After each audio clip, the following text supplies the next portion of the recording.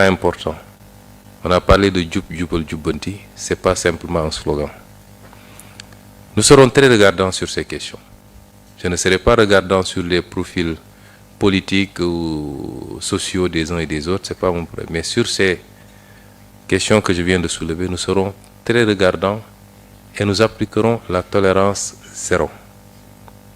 On a eu ici déjà un cas, relativement à des cas des soucis d'intégrité, et nous avons pris immédiatement la mesure de relever l'autorité concernée et nous continuons à examiner de très près ce cas. S'il faut aller au-delà et peut-être aller au niveau de la justice, nous irons.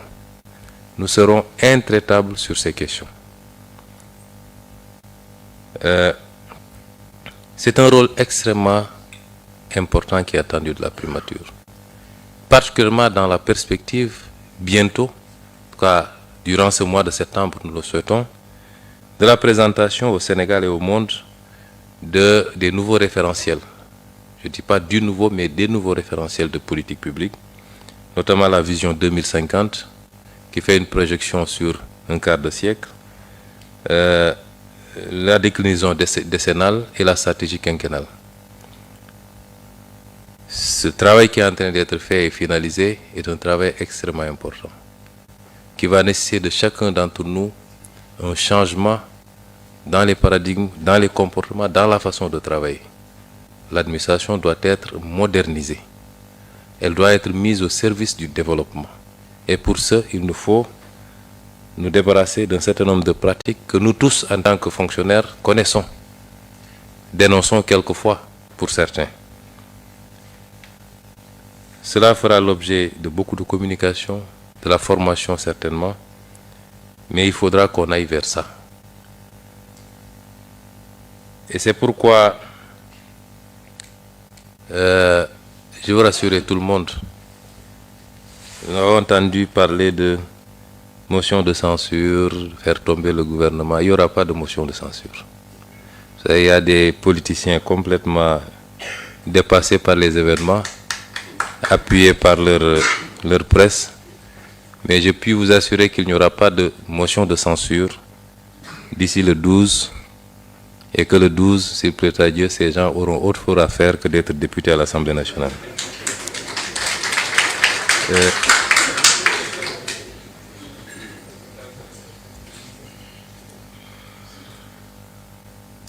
Et nous insisterons aussi sur un aspect extrêmement important pour nous, c'est la rationalisation. Nous avons pris pas mal de mesures depuis qu'on est là. Le fonctionnaire peut considérer que c'est des mesures qui sont dirigées contre lui, contre son confort au travail, ainsi de suite. Ce n'est pas le cas. Les pratiques que nous appelons de tous nos voeux sont des pratiques courantes, devenues même la norme dans des pays beaucoup plus nantis que nous. Quand on dit qu'il faut rationaliser sur un certain nombre de consommations que les gens peuvent partager, mettre les imprimantes en réseau au lieu d'acheter une imprimante pour chaque bureau, avoir une pièce pour y mettre les machines à café, toutes les autres commodités que tout le monde peut utiliser. Vous allez dans tous les pays développés, ça se passe comme ça. Pourquoi les pays qui sont les moins avancés comme les nôtres peuvent continuer à dépenser des milliards et des milliards pour des commodités qui peuvent être gérées en partage sans nuire à la consommation individuelle de chacun? C'est ce souci qui guide de manière générale la politique de l'État. Nous allons bientôt terminer l'étude sur la rationalisation des directions générales, des agences d'exécution. Nous allons aller vers ça. Et c'est ça qui a justifié d'ailleurs la proposition de dissoudre un certain nombre d'institutions dont la pertinence interroge. On fait de la politique dans tout, dans ce pays, mais le même objectif sera atteint dans tous les cas. Parce que je puis vous donner la primeur que le président de la République, probablement aujourd'hui, va prendre des décrets pour remercier les présidents de ces institutions et bloquer le fonctionnement pour que aucun centime de crédit ne puisse désormais être dépensé dans le cadre de ces institutions. Et c'est ce souci qui nous anime quand on pose le débat sur la reddition des comptes, qui va démarrer maintenant, cette semaine même, et qui va s'étaler autant qu'il faudra. Les gens ne peuvent pas se permettre n'importe quoi à coût de milliards sur le foncier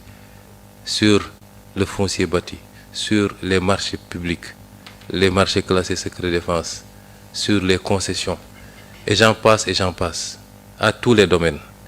Amasser des milliards, et on sait dans quelles conditions une partie de ces fonds ont été expulsés du pays, et penser qu'ils peuvent en sortir indemnes. Et c'est pourquoi d'ailleurs on a pris des mesures conservatoires pour que certains ne puissent pas sortir du pays désormais. Il y en a 3 ou 4 qui ont pu s'échapper, mais s'il faut aller les tirer par les orteils, ils reviendront. Mais nous prendrons toutes les dispositions pour que pour que justice soit faite et que l'argent qui appartient au peuple soit ramené. Ce n'est pas de la léthargie, ce n'est pas de la lenteur, c'est qu'on prenait le soin de bien faire le travail. Et je crois que dans les jours à venir, c'est par dizaines qu'ils devront rendre compte. Si je dis tout ça, c'est pour insister. Ça ne doit plus se reproduire. Et rien n'est à sous-estimer. Une corruption de 100 000 francs et une corruption de 100 millions, pour moi, c'est de la corruption, c'est-à-dire du détournement de destination par rapport à l'utilité publique, à l'intérêt général. Ce n'est pas acceptable. Et si on considère qu'on ne sera pas tolérant avec ces pratiques qui ont pu se faire dans le passé, nous ne le serons pas également à partir de maintenant et sous notre régime. Ce ne sont pas c'est pas de l'intimidation, mais je veux insister pour que chacun d'entre nous, en ce qui le concerne, essaie de s'organiser pour se suffire de ce qu'il gagne normalement, légalement, légitimement et honnêtement, et ne pas se livrer à certaines pratiques. C'est extrêmement important. C'est à ce prix seulement que nous allons opérer les changements qualitatifs attendus par les Sénégalais. Et la perception que les Sénégalais se font de leur administration, se font de leurs autorités. Et la primature doit donner l'exemple, parce que c'est la mère des administrations. C'est la tête de pont. La primature doit être irréprochable sur ces questions. Et si je dis la primature, ce n'est pas le Premier ministre seulement. C'est chacun et chacune des agents ici présents. Et j'attends énormément de vous par rapport à ces aspects-là.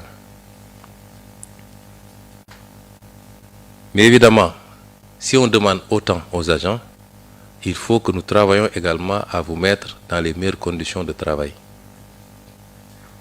Ça, j'ai entendu les complaintes du syndicat. J'ai été syndicaliste moi-même.